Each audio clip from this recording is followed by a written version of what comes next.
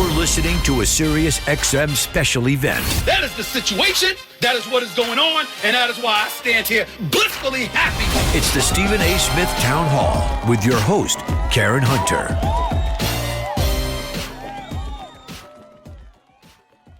Welcome. All right, give it up. Welcome to the Karen Hunter Show. Welcome to our town hall. And, I can't even follow that. A man who needs no introduction. Let me welcome my brother, Stephen A. Smith. You can. Good to see you, too. You look a little nervous. I'm sitting across from you. I mean, usually I can sit up there and I just be me and I can respond. I got to watch my mouth with you. You're like my big sister, so I got 4 of them already. You like the 5th one. For the record, it's only a year and a half between us. You probably didn't even know that. I knew that. Okay, I knew that, but you all treat me like I'm about 20 years younger sometimes. Tell the truth. All right, well, truthfully, I had been at the Daily News probably about 5 years when you came in. Yeah. And we had just gone through, we had Tribune owned the company, and then we had a billionaire owner, Maxwell, who ended up in the ocean. And then Mort Zuckerman bought the paper, and he fired a bunch of people. And I had an editor who had my back, Hap Hairston, rest in peace. Yeah. And he said, Mama, come over to business. And I'm like, I don't want to cover business. He's like, trust me. Because the very next week, they fired everybody else, and I got protected.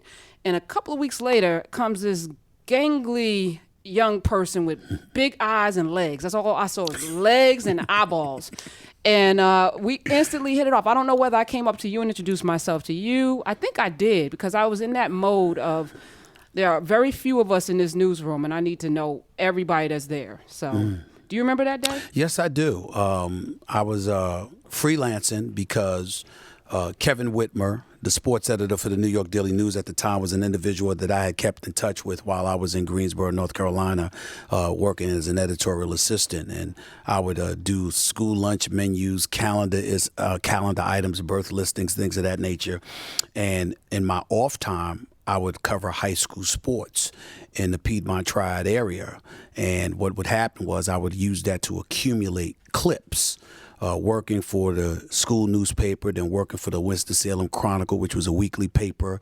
And then after that, doing an internship with the Winston-Salem Journal and the Atlanta Journal-Constitution. I would work in my off time thereafter from 7 o'clock to midnight covering high school football. And I said to him, I just like 2 minutes of your time max. And that's a little pet peeve of mine when I run into executives. If I say 2 minutes, I mean 2 minutes. It's not 5, it's not 10, it's 2 minutes. Otherwise, they won't want to meet with you.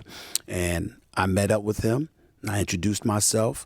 I gave him my resume with a bunch of clips. And I said, if you don't mind, I'd like to send you my stuff on a weekly basis. And so when the opportunity finally presented itself for me to be hired as a freelancer, he jumped right on it. And gave me the opportunity to do that. And that was the day I met you. And so when I was doing that, I was freelancing, and you were telling me, you instantly sat down, you said, hello, how you doing? And the next thing you know, you sat me down like within 60 seconds, literally, and told me, here's what you need to do if you want to make it in this business. And from that point forward, every time I wrote an article, you literally spent the first year and a half editing my copy, telling me what I did right, what I did wrong. So you pioneered me into this business. Well, I don't remember a year and a half, because I would be asking for some money right now, because I know I got some back editing money coming to me somewhere. Right. But, someone did that for me. And my first time at the Daily News, the first week I was there, my boss said to me, Bill Travers, that I was only hired because I was black. And it was a blow, because I'm like, who says that to somebody? Like, what in the hell?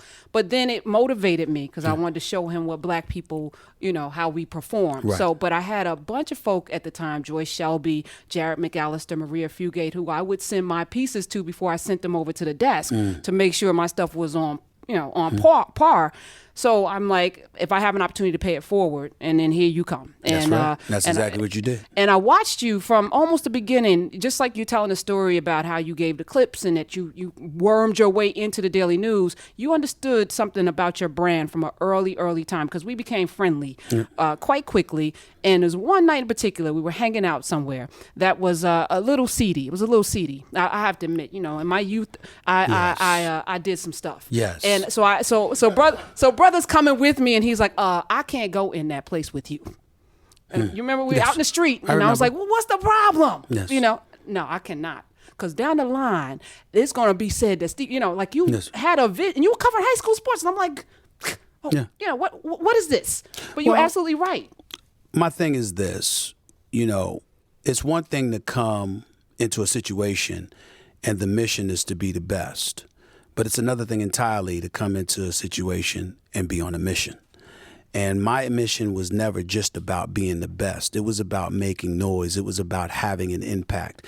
It was about resonating in such a fashion that you would never, ever forget me because my impact was going to be that profound. And in order to do that, you've got to not just have a vision, you've got to have the discipline necessary, willing to make certain sacrifices, willing to deprive yourself of things that you may otherwise enjoy, willing to do whatever it takes to be the best. And for me, I've always been that way. I grew up in the streets of Hollis, Queens, New York City. We were poor, didn't look that way. No food in the house, no heat. Wearing the same outfit twice or three times a week because you only had about 2 outfits. What my mother did, pounding the pavement, being on her grind, doing whatever she could to make sure that we had.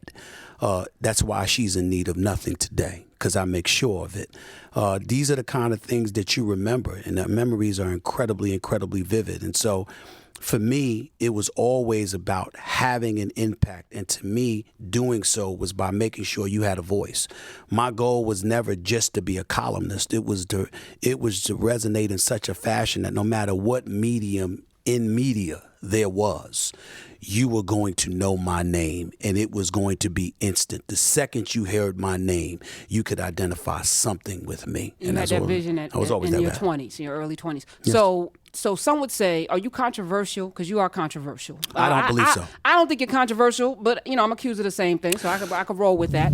But some would say, are you doing that to fulfill this mission, or does it just come naturally? To me, you asked me an honest question. I'm gonna give you an honest answer. I'm not a fake. I mean, I am about to appear on General Hospital, so there's a little. I saw that. What the hell? In that regard, I guess that's acting. But outside of that, I don't act. What are you playing on General Hospital? Well, they created a new character. His name is Brick, and he is a surveillance expert for the mob. The character Sonny. So back me up. Yeah. How in the hell did this come about? They called me. And they said, we have a character just for you. Yes, because the character that plays Sonny Corinthos, who's the star of the soap opera, is a sports fan and a big boxing fan, and he watches First Take all the time. Got you. And so... And he knows you're a big soap opera fan. And not only that, but the most popular sports soap opera star has been Victor Newman for Young and the Restless. That's right. He's a very close friend, and he and I have dinner every time we're in L.A. We just hung out Saturday night. So because of that, Sonny was like, we got to get him on General Hospital. We can't have him going to Young and the Restless. He's been watching General Hospital for 40 years, which is true. And so because of that, they called me to come on, and I was like, I'm not turning that down. I'm not turning that down. And it's a check, right? I don't care about the check. Okay, so you would do it for free? General Hospital, y'all don't have to pay Stephen A. He's going to come in and be... That is one of the few things in life I would do for free. That was on your bucket list? Well, this is too. I mean, now you ain't paying me to do this. I'm doing this just for you. Listen, I appreciate it. There we go. I appreciate this. Now, see, he's trying to disarm me because I got my questions here. Don't try that, Stephen A., because I'm not playing with you today. Listen, so speaking of that, so you have a West Indian background, right? Yep. And I often have this debate with people in the black community because there's a slightly a different cultural experience. Do you acknowledge that? Do you feed into it? I connect with it because both of my parents, my mother was born and raised in St. Thomas, Virgin Islands, my father in Antigua, and I still have relatives that are in St. Thomas right now, cousins, aunts, uncles, all of that stuff. And obviously when you got West Indian in your blood, it never leaves you. The flip side to it, though, is that, I'm also what they call a Yankee man. I'm from New York City.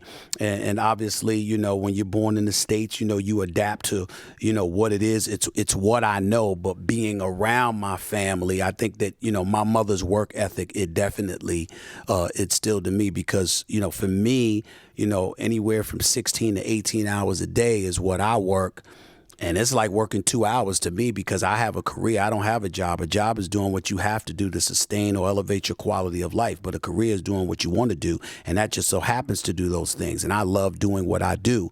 So the work that I put in, it's not really work to me. The only time I feel like I'm working is when I don't get enough sleep and I'm genuinely physically tired. Outside of that, it's not work to me. But what I'm asking is the West Indian experience, because I get this a lot, and I beat it down because I'm like, blacks versus West Indians. There's a lot of divide and conquer.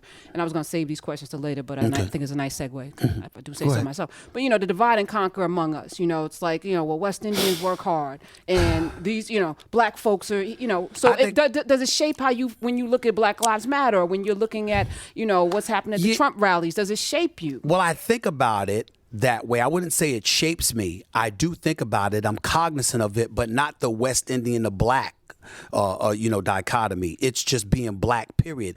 We have issues in our community. I love my people. I don't hate anybody, but I'm a proud black man. I love my blackness, and I love the blackness of my people. The difference is that sometimes that does not mean that we can't be trifling at times, that there are things that we can't do differently. I think about some of the things that you've preached to me about for years, Karen, when we talk about to keep an open mind and educate ourselves and become intellectual in our approach to a lot of different things as opposed to being emotional. And sometimes because of our penchant and our tendency to be emotional as a community, although it comes from a very real and valued place, we understand it. You got to get to a point at times where you ask yourself, is this to your benefit or is this to your detriment? Because exercising in futility and at the end of the day, it's still futile.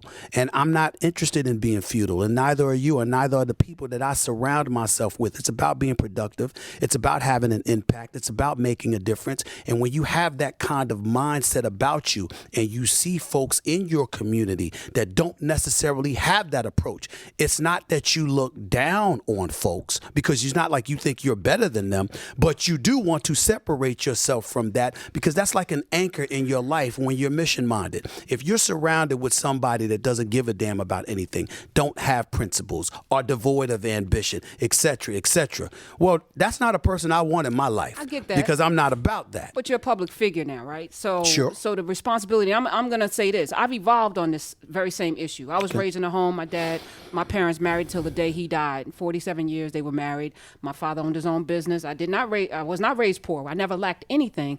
And so my perspective is always, well, if he did it, one of 8 coming out of Newark, sleeping in a bed with his 3 brothers, and he was able to fund my life to the point where I had no student loans. Mm-hmm. Well, everyone should be able to pull themselves up by their bootstraps. And it wasn't until I'm going to give SiriusXM credit, sitting on these airwaves every day and listening to the stories and seeing the stories every day mount up, from Walter Scott to Tamir Rice, and it just starts piling up, and you start to believe, and Sandra Bland was a turning point for me, where economics really isn't a problem here. There's something else going on in this country. So I'm going to ask you, if you were a white man, would you be in this position that you're in right now?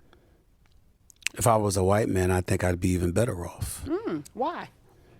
Because the fear factor wouldn't be attached to me. You prefaced a comment that you said to me the other day just now, when you said to me, am I controversial? I told you, no, I don't think I'm controversial. You asked me a question. I give you an honest answer. But this is America, and we do live in a society, and I think that we've evolved tremendously as a nation, but that doesn't mean that we don't have steps to go progressively, to move forward. The reality of the situation is clear. If you are outspoken and you happen to be black and you happen to have a level of intellect attached to you, there is, albeit a smaller populace that's out there as opposed to what it was like years, decades ago, and things of that nature. There are still some folks out there who may fear that impact and the kind of impact it could potentially have on society at large.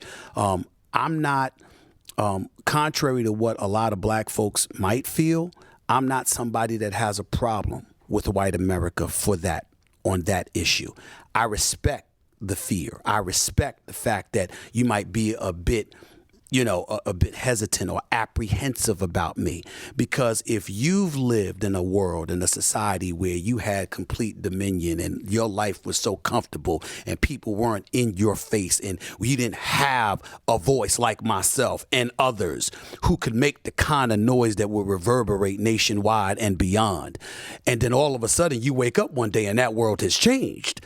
That's a lot for somebody to deal with, and I respect it. I understand it. It's not going to stop me, but I respect the fact that you may have that bit of apprehension. There were always voices, before. I'm just talking about I'm not talking about the voices. I'm talking about the world that we live in, the advent of social media, I would actually think tentacles that we have now compared to what existed back in the day. I hear you, but I think the fear should have been more. Like today, I'm looking at today versus during the time when there was a Black Panther at the same time as a Malcolm X, at the same time as there was a Martin, at the same time. Do you understand? Yes. Then before that, it was Marcus Garvey and so Paul Robeson. There's always kind of been this kind of this diverse voice speaking to power. James Baldwin. But it's not just about speaking to power. See, you're right about that. But you saw those folks coming because of what they were doing and what they were representing, because of what they were associated with. If you're Malcolm X, Nation of Islam. If you're Martin Luther King, you're talking about, Black empowerment. You're talking about pre-civil rights days. It's 2015, 2016. I'm Stephen A. It's sports, right, okay? right. And then all of a sudden you hear me on the air and I'm talking politics or I'm talking social issues and I'm mingling it with things that are happening in the world of sports, and I'm extending it to a different stratosphere in terms of the level of conversation that we're having, because I'm looking at a particular African-American athlete who's worth hundreds of millions of dollars, but he's being crucified and he's being vilified. I'm watching Maria Sharapova just the other day admit to performance-enhancing drug use. Okay, she has to fess up to that, using some product for 10 years that just became illegal in January, but she didn't know, but she kept taking it, so she has to own responsibility for it. And I'm the one that's saying, wait a minute, but if that was Serena Williams, who's a 21-time Grand Slam champion, this girl won 5 Grand Slams. You're sitting here and telling me that you were going to give her the same kind of treatment. So I'm saying that you use sports as a conduit to engage in conversation and dialogue about something that transcends the world of sports. If I were doing civil rights, if I was Reverend Al Sharpton, Reverend Jesse Jackson, or somebody like that, you'd see me coming. But when you turn on ESPN or SiriusXM Mad Dog Sports Radio, you ain't expecting to hear that. So when you hear it, you're like, whoa. What the hell is this? I didn't expect to hear this coming. That's what I mean when I say it's being transcendent, because you thought you were safe in this realm, and then you come over to me and you find out that is absolutely not the case. And a lot of that has to do with the position now. Like, so when we were first coming up, sports writers didn't make the money that, or sports personalities. Actually, you're not even a sports writer or a talk show host. You're a personality almost on the same level as the athletes that you cover. Mm-hmm. In some cases, you are more famous than the athletes that you cover. That was never the case 30 years ago. Right. Very rare. Howard Cosell, as I can think of off the top of my head. Yeah. So how much of that has to do with what you've deemed your mission, and you putting yourself in that position? Well, I think it has everything to do with it, because I think that, again, I don't view myself as controversial, but I totally understand why others do. Because I am relatively fearless. And I say relatively from this respect. Regardless of how fearless I am in broaching subjects that need to be broached, I'm not stupid. There are subjects that are third rail. Okay. There are lines you can't cross. And I understand that I work for SiriusXM. I work for ESPN. Yes, for the most part, I'm gonna do what I need to do. I'm going to be consistent with who I am. But part of that consistency is recognizing the fact that I don't own SiriusXM. I don't own ESPN. My hand is out for the check that they cut me, which, by the way, is quite nice. Yeah. Okay. Let me just pause. There's a moment of silence for your $3 million contract, because I was like, I read that somewhere. It may not be true, but I just want to do a moment of silence, because that's a beautiful thing. I have no comment and will never comment about my dollars, but I will just say to you that I'm living quite well, and that's why Mama's living quite well. Matter of fact, she's about to go on another cruise. Here's the deal. In the end, what it comes down to is this. I recognize the fact that even though I'm me, and that's probably a brand in this day and age, what can be given can also be easily taken away. I don't own my own business. I don't own ESPN. If ESPN and SiriusXM didn't want me to be sitting here doing this, I wouldn't be doing this because this ain't cutting my check. I understand the parameters, but understanding the parameters and understanding what rails you don't cross.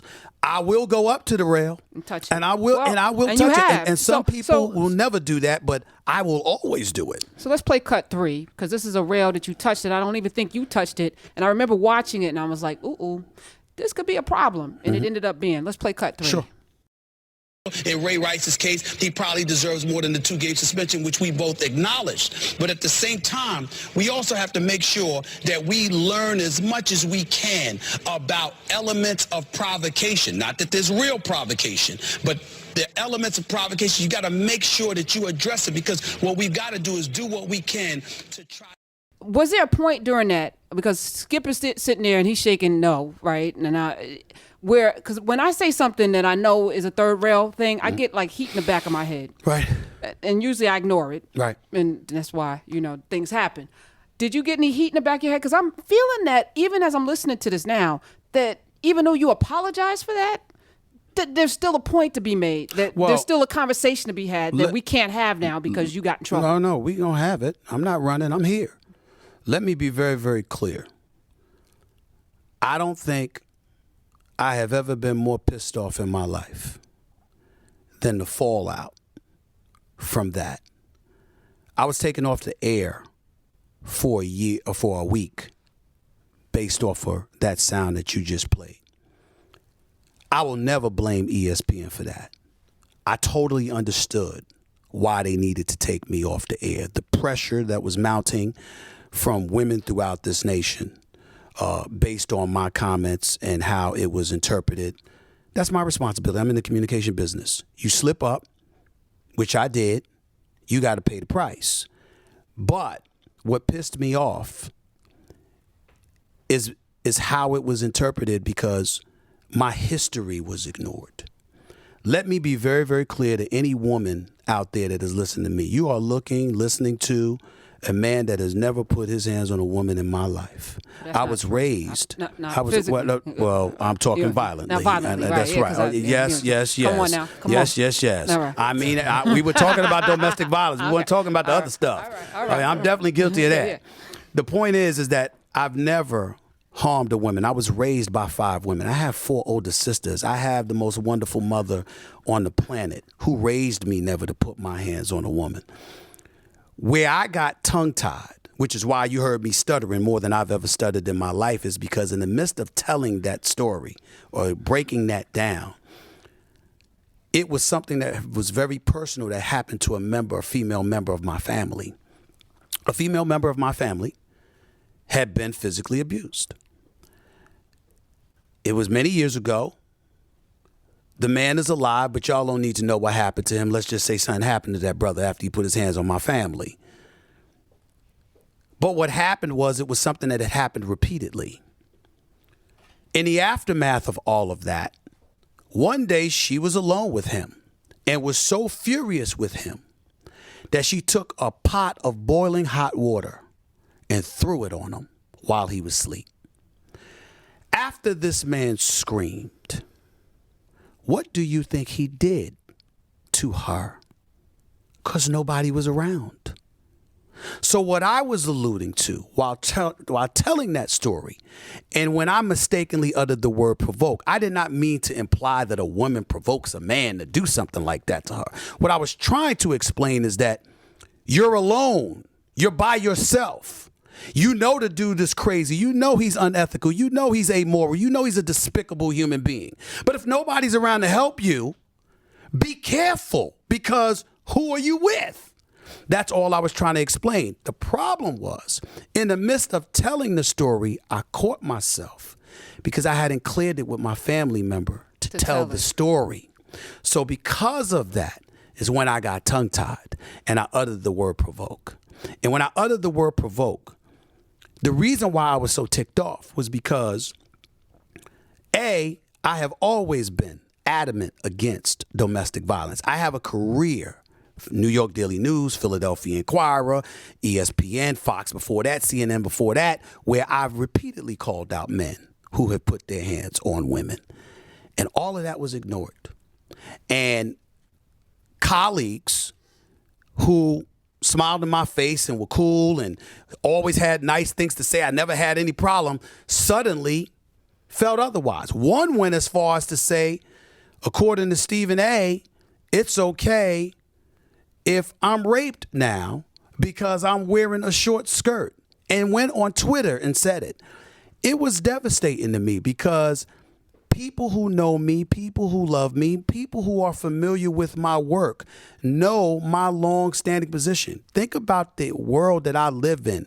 I cover professional sports. I've dealt with professional athletes who have made the mistake of putting their hands on women. Ask them what happened to them when they had to deal with me because they made that kind of error in judgment. I've written about it. I've spoken about it.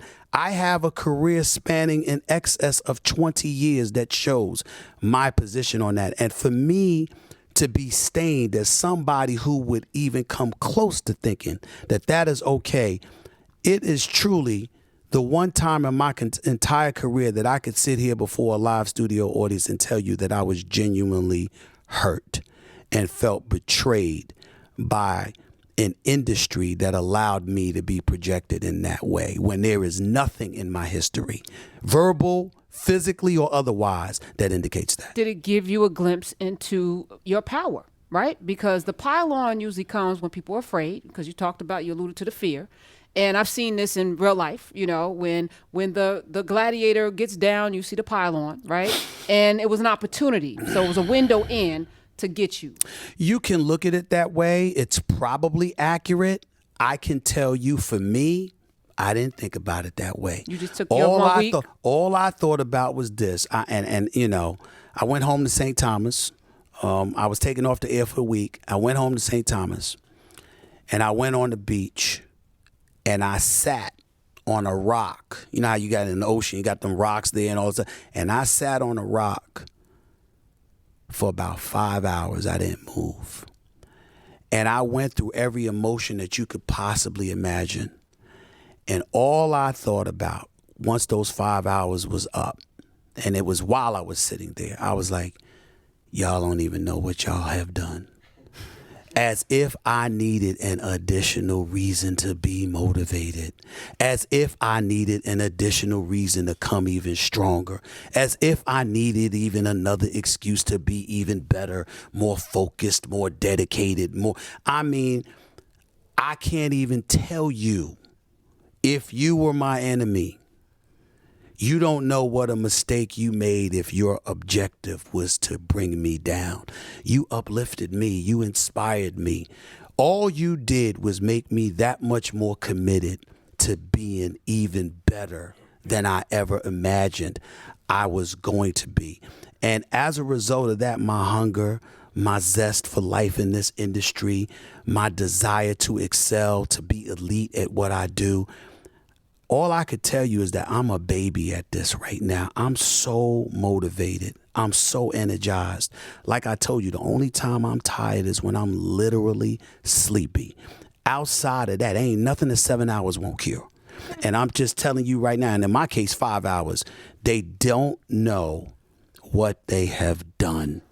Well, we're going to get to your legacy, but I also want to talk about, quite frankly, when we come back, I want to talk about a comment you made at a college speech Vanderbilt. recently. Yeah. Vanderbilt. I'm not surprised. But it speaks to something. So let's go to clip 2 on the way out. So, clip 4 on the way out. Because I want you to respond to this too, because how people perceive you and who you really are.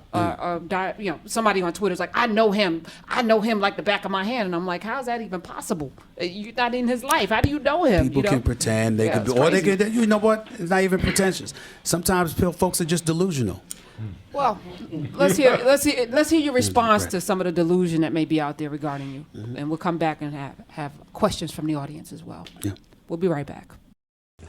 Those that are in my inner circle, family, friends, loved ones, they know that I have nothing but love for them, and I appreciate where they're coming from. But when I say I don't give a damn, I can't even emphasize that doesn't know justice. I stand by everything that I said yesterday, tenfold, 100-fold. And I don't care who in the black community disagrees with me. I'm not interested in their disagreement on this particular issue because they're not looking at the bigger picture here.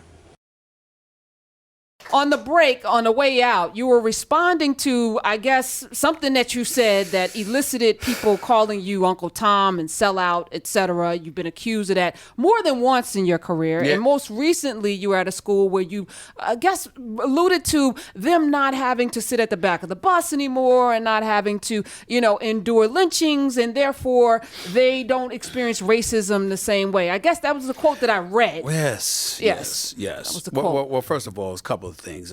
Joe Madison has got his morning show right here on Urban View, SiriusXM. Got a lot of love for him. He called me about that. The there's no racism comment. I think it was I gave it at South Alabama a couple of weeks ago. Let me say this: when you played the town about, quite frankly, it could have been anything. I think that a lot of people. I shouldn't say most, but a lot of people in the black community get on me when I get on the black athlete as it pertains to marijuana because I'm popular for saying stay off the weed. Stay off the weed. I stand by that. That. You never inhaled? No, I did not. Okay. I did not. Never pass, puff? No, I did. Actually, I take it back. Now. I take it back. I tried it at 10 years old, didn't like it. But I will tell you this. Snoop Dogg is somebody that I know. Everybody knows who Snoop Dogg is. We all know Snoop Dogg smokes a lot of weed. Perpetually high, yes. That man will never tell you that I accused him of not smoking. I got on him to stop smoking some weed. Why? Because Snoop Dogg is not prohibited from doing so by the hip-hop industry. So if that's how he chooses to live his life, that's his business. My issue is, and it usually is, the bigger picture. If I get on you about smoking some weed, it's because you're an NFL player that's about to lose millions. Is it worth it? If I get on you about something that's counterproductive to what you swear you're trying to aspire for, then why are you upset about that? Because that's going to get in your way. That's what I'm pointing to. When I was at Vanderbilt and I talked about, the African-American community, and I talked about our power in terms of voting and things of that nature, I simply made the comment that, look, you've got a situation where in 1964, George Wallace was running for the presidency of the United States against Lyndon B. Johnson. Lyndon B. Johnson was willing to sign civil rights legislation into law. George Wallace wasn't. But civil rights legislation was brought to the desk of Lyndon B. Johnson by the Republicans because back then the Democrats, which were the Southern Dixiecrats, weren't down with it. But because a Democratic president signed it into law, we've been under the impression that one particular party, which is the Democratic Party, has been in complete support of us all along, when history shows us that hasn't been the facts. Well, we've had this conversation. Right. So I want to get to the point that as a result, the African-American community has not given more than 15% of its vote to the Republican Party since 1964. I would never tell somebody to vote Republican or Democrat. That's your business. That's your job. You, Joe Madison, and others could do that. Yeah. I'm not wise enough. I'm not an aficionado in the world of politics. I watch it as a hobby. I have fun. I read current events and things of that nature, but I'm not qualified. But what I am qualified to say to any black person, any white person, any Latino person, don't be a sucker if you don't have to. In other words, what I mean is, flatter me. Tell me why I should vote for you. Give me something about policy. Help me become more of an intellectual. Tell me what you're offering us. Don't tell me that party hates you because you're black and that's what I'm supposed to do to give you my vote. I don't want that. I want to know as much as I possibly can. I want to be educated about it. When I went to South Alabama and I gave the statement about racism doesn't exist, but during every single speech I give, this is exactly what I say. I say something, I pause, and then I come back with something. And here's what I always say, because I'm talking to students. I'm talking to young minds out there. I'm talking to a hedge fund. I'm talking to a Fortune 500 company. I'm talking to a bunch of executives. My message is different. But to students, particularly African-American students in institutions of higher learning, I always say this to them. racism does not exist. I pause and then I say, obviously I'm lying. Of course it exists. But what you need to understand is you don't get to have that excuse. The world that we're living in doesn't want to hear it. Civil rights legislation has been passed. We don't have to get to the back of the bus anymore. We can eat in the same restaurants, drink from the same water fountains, go to the same bathrooms. There are opportunities out here. Of course you're going to have trials and tribulations. The difference is it's all been insulated in such a fashion that you no longer have the overt excuses that once existed. It's different now. Yeah, and it's I think it's more dangerous. Well, so it you is, look at technology where all of right. the new million and billionaires are being made and only 2% of that population is black, right? That's true. not because we're not capable of doing it. You look at what happened recently the last couple of years, maybe 3 years since Trayvon Martin, and you say that's not because of anything other than race. That Walter Scott can get shot in the back or that is true. Sandra Bland could end up mysteriously dead in her jail cell. But that's true. But here's the point. Again, you're talking about facts. I am saying to you, the challenge for the younger generation is that sometimes the facts can be challenged, and the bigger challenge is perception. Karen Hunter can fight. Stephen A. can fight. A whole bunch of us out here can fight. I'm not saying young people can't fight. Please don't get me wrong. They are. Of course, and they are fighting. I'm saying because of the challenges that you have waiting before you without having anything to lean on because you haven't accomplished anything yet. The road is different for you. So you have to think differently and fight differently. So me sending that message for somebody to sit up there, think about this for a second. Me and my loudmouth black behind. National television show every day. National radio show every day. You're going to go out there hearing as many issues as I've tackled. Fearlessly, I might add, the battles that I have fought on behalf of the African American community and beyond, because I'm all about fairness. I don't give a damn who you are. If you're black and you're wrong, I'm still going to tell you you're wrong. Okay, that's just the way it's going to be. But the flip side to it is that with as many issues as I've been willing to tackle, you would actually sit up there and allow a headline to go viral where it says Stephen A. said racism doesn't exist, and it stops there. Why would you do that? Because you want to. Because you want to create the misperception. You want to perpetuate the misperceptions. You want to sit there and put out falsehoods about my position because you want to contribute. Of course it does. We know, like if a black person is willing to sell out a black person, there's profit in that. And I can go down. I'm going to just Stacey Dash. Okay, I'll just throw that name out there. All right, so you that's know, fair, but so that's somebody with no background and accomplishments whatsoever to be sitting in a seat in Fox to have any commentary about anything, but yet because she's willing to say negative things about black folks, she has a job and a check, and there's something wrong with that. So in many ways, I know that that's not who you are, but when I look at young people, and I say again, I've evolved on this. When I look at what happened in Missouri with the football team, I say that's power. That these young brothers decided, we're not going to play football. Y'all going to lose $1 million a game until this guy steps down. Were you with that? Yes, I was with that. But here's the flip side. We see a lot of folks protesting, right? We have a lot of issues that we need to tackle. Let's go to Missouri. Sure, you had brothers out there and sisters out there fighting the good fight for the right reasons. But then you also had brothers who were looting. Okay? Now, what I'm saying to you is this. You're not selling out. If you're saying, excuse me, what the hell are you doing looting, particularly if you're looting black businesses? Because you're defeating the very, very purpose that you were supposed to be out there fighting about. What about that grandmother or that grandfather that worked all of their life to develop that business? What about the people that invested their hard-earned money who come from our community? I'm in the world of sports. We sit up here, we got brothers getting paid hundreds of millions of dollars. There's one particular athlete who's now retired. I despise him, and he despises me because I called him. I'm not going to tell you who. You understand what I'm saying? Glenn Big Dog Robinson. Okay, the point that I'm trying to make to you is this. What happened? What happened? My issue with Glenn Big Dog Robinson was not that, okay, he didn't play well and he got $69 million or anything like that. It was that I saw this man march lockstep with what George Karl wanted to do because George Karl getting paid $7 million a year.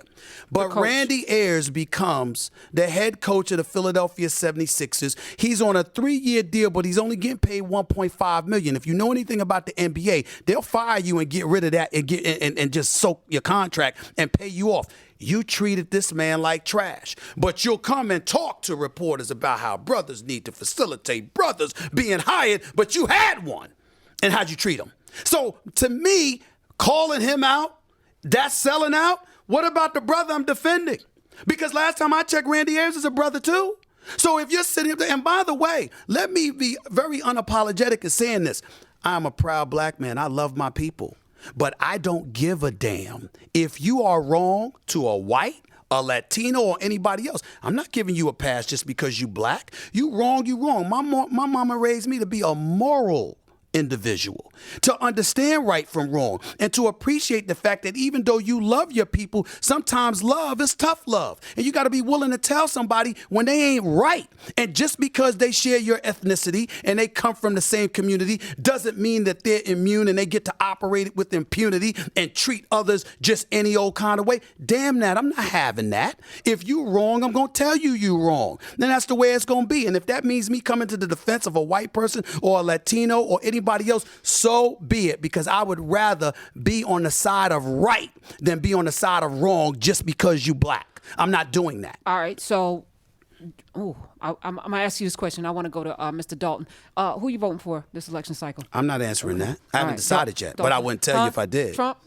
The only person I've ever acknowledged publicly, first of all, I didn't say, no.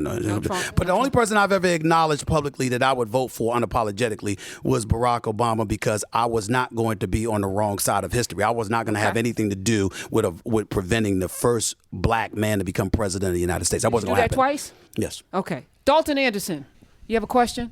Hey, yes, Dalton. Yes, I do. And great conversation. Thank you. Stephen A. Smith.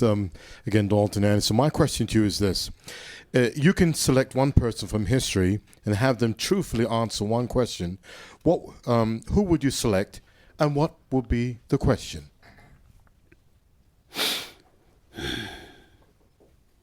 Honestly speaking, it would be Jesus Christ.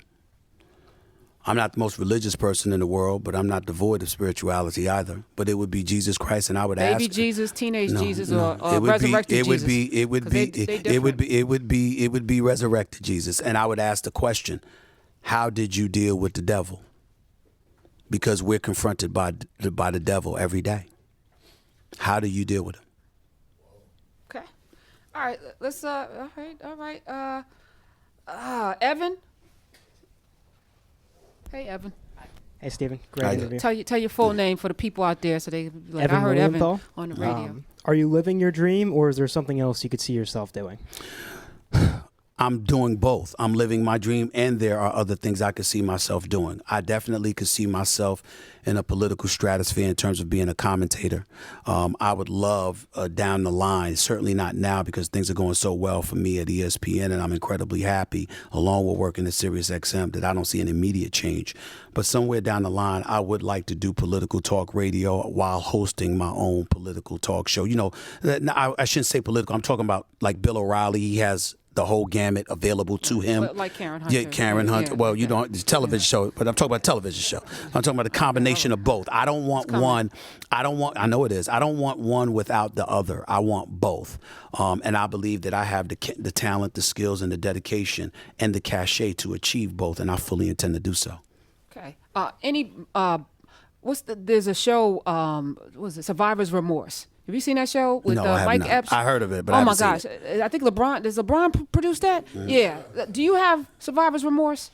In terms of? Being successful, coming out of what you've come out of, your neighborhood, and becoming this man today. Do you have any feelings of like, I wish the road wasn't as hard, because it wasn't just hard for me.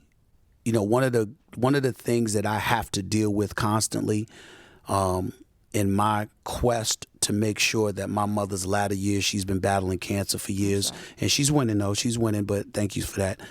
But one of the things that really resonates with me, and I have to be careful of not being bitter, my mother has suffered a lot.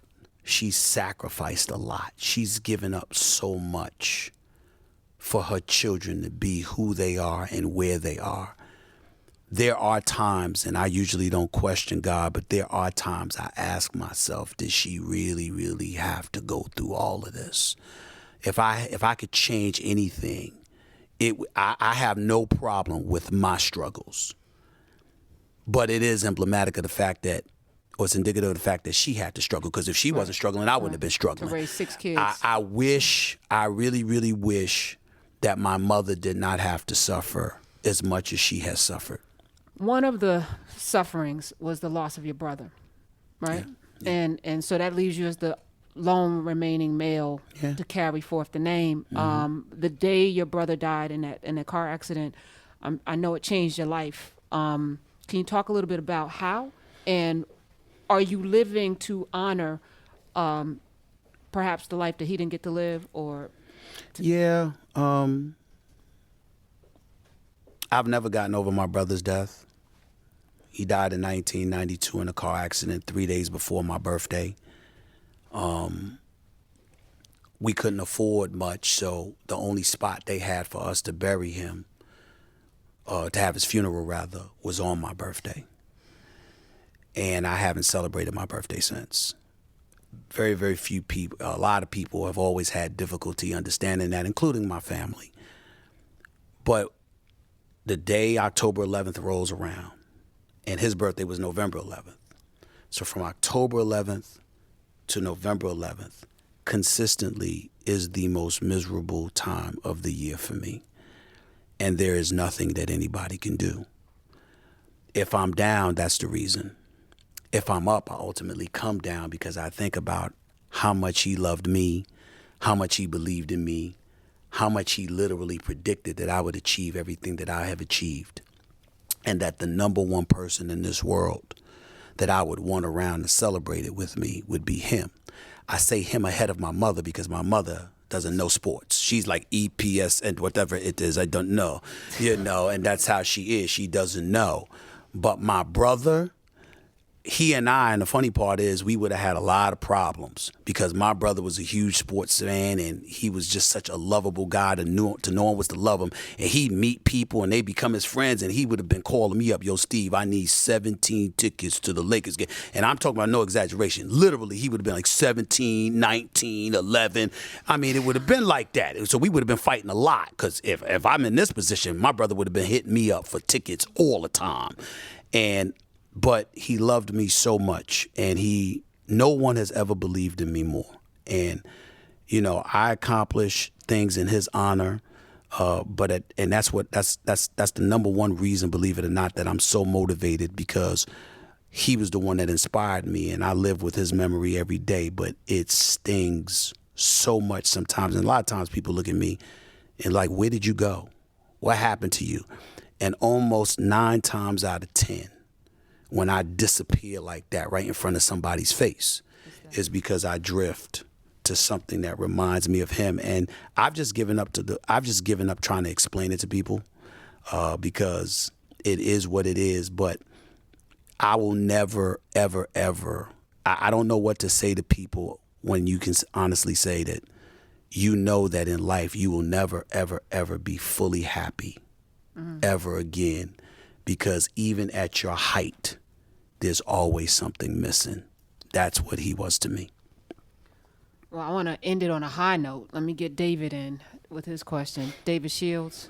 All right. Yes. David. All right. So, as a big New York sports fan, yep. If you could have any New York team win a championship in the next year, which would it be? Of course it would be the Knicks. I mean, the Yankees already have 27 World Series titles, and we appreciate that. I could give a damn about the Mets because they're not the Yankees. Wow. I don't care about hockey, the Rangers, the Islanders, or whatever, and the Devils are in New Jersey, so they don't count to me. And the Jets would be nice. But I'm a diehard Knicks fan, man, and we haven't had a title since 1973. And unlike football where parity reigns, but at the same time it's difficult because you got a 53-man roster, you got 2 studs on the basketball team, you could win a chip. And somehow, some way, them damn Knicks can't pull it off. And so it's Phil Jackson's fault. Right now it's his fault.